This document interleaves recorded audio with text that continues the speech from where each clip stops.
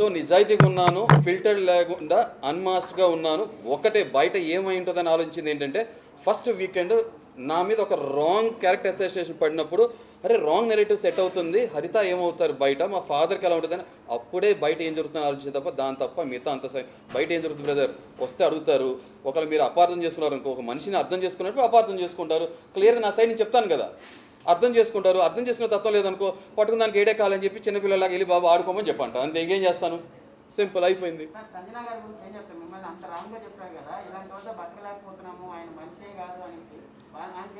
మరి self eliminate అయ్యి వెళ్ళిపోతే బాగుండేది, బతకలేనప్పుడు వెళ్ళదు కదా.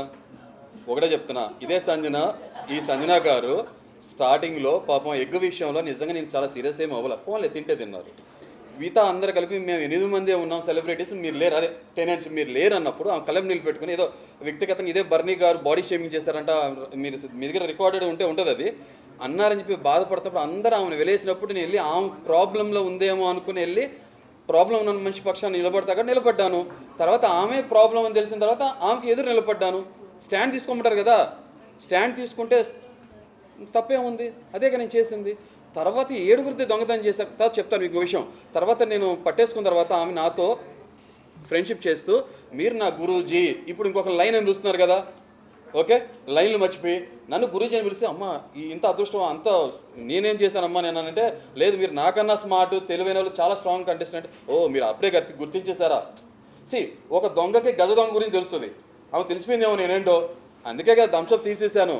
దొంగోడి దగ్గర దొంగతనం చేసేవాడే మాస్క్ అబ్జర్వ్, ఉన్నోడి దగ్గర కొట్టేసి లేనోటి పెట్టేవాడుగా, అదే నేను చేసింది. థమ్స్అప్ నేను తీసుకోవాలి, టేబుల్ నుంచి ఓపెన్గా తీసేసా, తీసుకెళ్ళా. ప్రియా చూశారు, ప్రియా కొంత ఇచ్చాను. తర్వాత ఫ్లోరాకి అన్నీ జరుగుతుంది, ఫ్లోరాకి ఇచ్చా. ఫ్లోరా చాలా హ్యాపీ ఫీల్ అయ్యారు.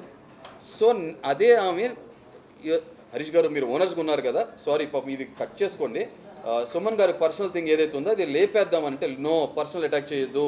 ఎందుకంటే ఎమోషనల్గా వాళ్ళు ఆల్రెడీ ఏంటంటే ఫ్యామిలీస్ నుంచి దూరంగా ఉంటాం, ఫుడ్గా ఇబ్బంది పడుతుంటాం. సో ఇలాంటివి మనం చెయ్యొద్దు, ఒక థిన్ లైన్ దాటకూడదు, క్రాస్ చేయకూడదని ఉద్దేశంతో ఆమెకు నేను అలాంటి విషయంలో పార్ట్నర్షిప్ చేయాలా, పార్ట్నర్గా లేదు, కంపెనీగా లేను. తర్వాత ఆమె కెప్టెన్గా గెలిచిన తర్వాత ఆమెలో ఒక శాడిజమో క్రూయల్ ఎలిమెంట్, ఈవిల్నెస్ కనపడ్డాక నేను ఆమె నుంచి దూరంగా ఉన్నాను. ఎందుకంటే ఫ్లోరా గారిని నా సామాన్లు మోసుకురమ్మన్నప్పుడు పర్సనల్గా అటాక్ చేయకూడదు, చేసినప్పుడు ఆమె దూరంగా ఉన్నాను.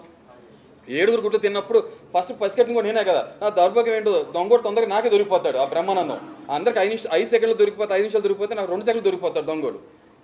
అది నా జాతకంలో ఉంది.